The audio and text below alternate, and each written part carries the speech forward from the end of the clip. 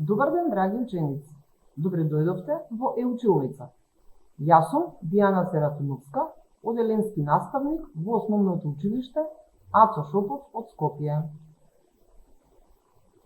Добре дојдовте на часот по музичко образование. Денешната содржина е изразување на сопственото доживување за слушаното дело. Цели на часот. Да разликува вокална од инструментална музика. Слуша музичко дело внимателно, концентрирано, од почеток до крај. Развива способност за препознавање на начин на изведба, вокална, инструментална или вокално-инструментална музика. Ја доживува звучноста на инструментот, го препознава слухово и го именува инструментот. Развива желба и интерес за слушање музички дела.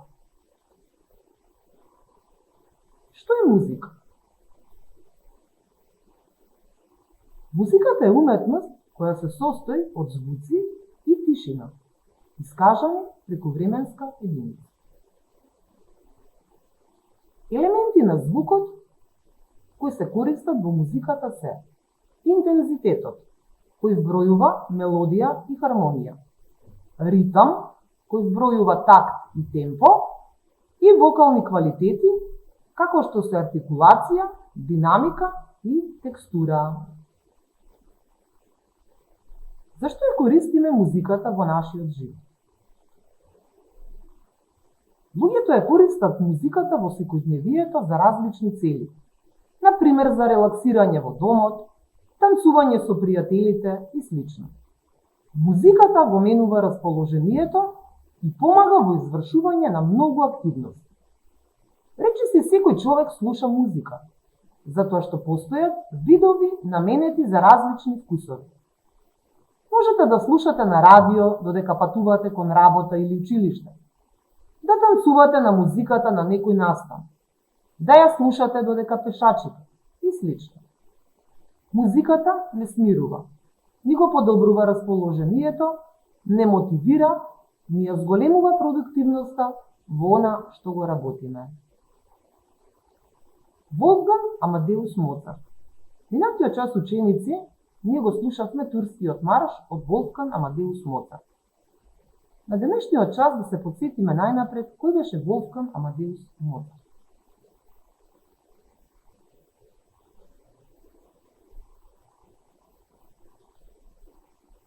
Значи, кој е Волфганг Амадеус Моцарт?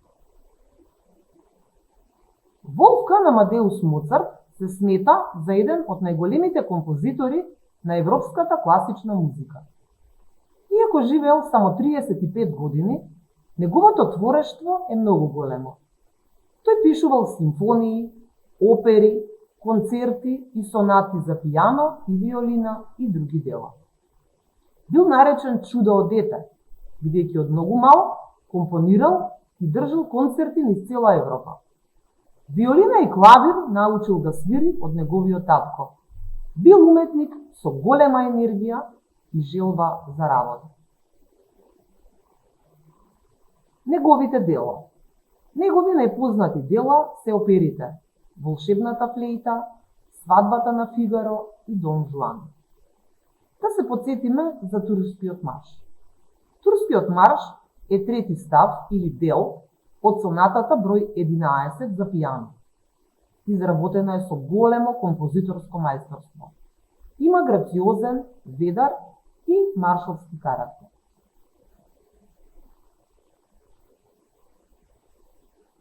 Да појасниме, марш е композиција во дводелен такт со нагласен ритам. А соната е инструментална композиција со 3 става или 3 дела. Мелодијата во делото Турски марш. Турскиот марш започнува со милозвучна мелодија, по која следи мелодија со ведар маршовски карактер. Мелодијата на Турскиот марш е една од најпопуларните денес. Најчесто се свири на свечености, каде се движат свечени поворки на цивили или војници во придружба на барабанчиња и дувачки инструменти. Сега ученици ќе слушнеме композицијата, а вие внимавајте на музиката, на ритамот, на темпото. Потоа ќе ги изразувате вашите доживувања на различни начини.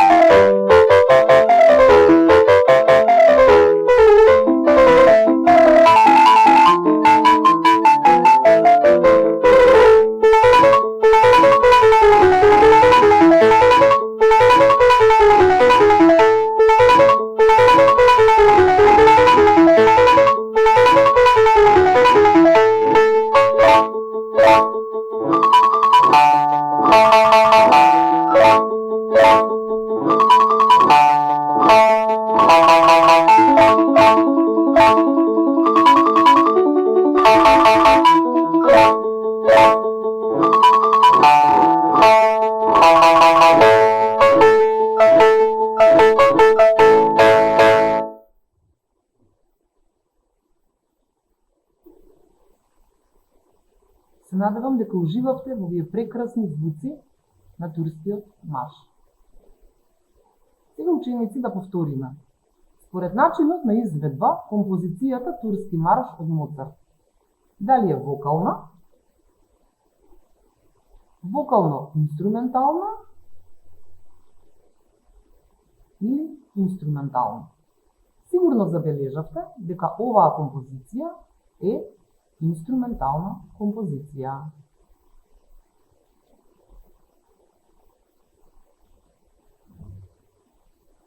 Што слушам и чувствувам?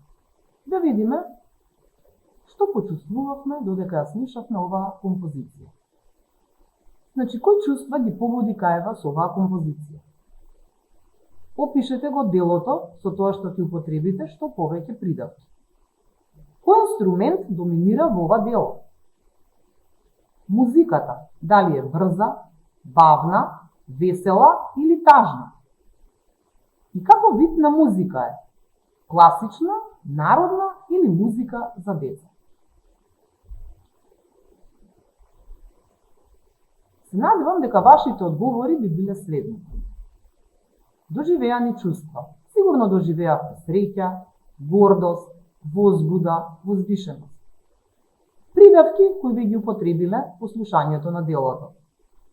дека е разиграно, весело, прекрасно, единствено, неповторливо. Инструмент кој што доминира е пијаното, а музиката е брза и весела. Како вид на музика, сигурно ќе одговорите дека тоа е класична музика. Вака ученици би го опишале делото доколку опишуваме со зборови. Меѓутоа, доколку сите овие зборови треба да ги претучиме во цртеж. Да го изразите вашето доживување од слушаното музичко дело преку цртеж. Претпоставувам дека би нацртале детска игра. Зошто? Ако делото е весело, разиграно, децата во играта се токму такви. Еве, што може да погледнеме и од понудената фотографија. Ако делото кај нас побуди среќа, радост, сигурно би нацртале насмејани лица.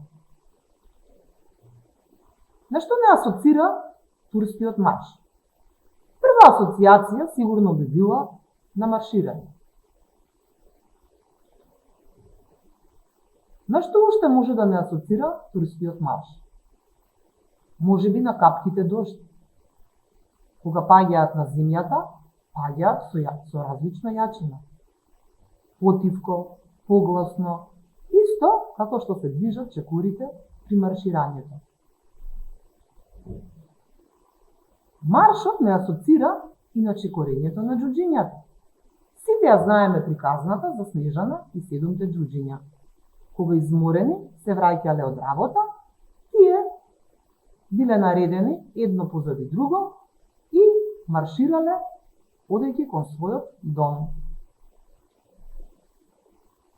Маршот ученици може да не асоцира и на балетска игра, бидејќи во балетот движењата се различни, исто како марширањето. Движењата на балерините се со целото тело. Движењата одат нагоре, надолу, исто како нотите во турскиот марш.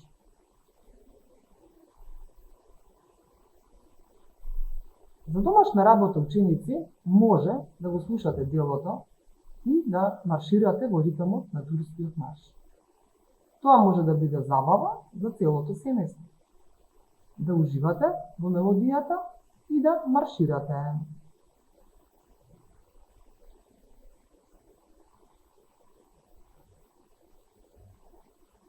И на крај една интересна фотографија, врска меѓу чоколадото и музиката. Една стара англиска поговорка ученици вели дека чоколадото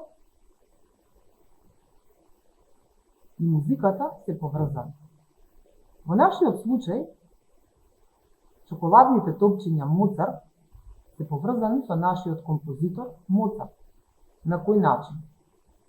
И двајцата потекнуваат од Салцбург, од родното место на Моцарт.